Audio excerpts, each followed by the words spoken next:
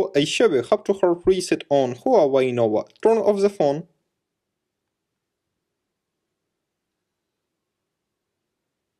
Next, press and hold the power button and volume up key for a few seconds.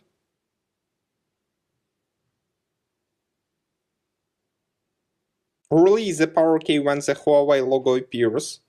Now use volume key in the power button to select factory reset. Then choose factory reset. Next, choose factory reset.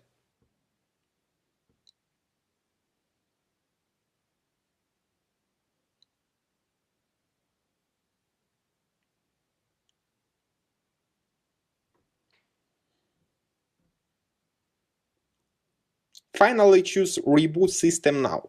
Successfully, the hard reset is completed now. Subscribe to our YouTube channel and rate the video.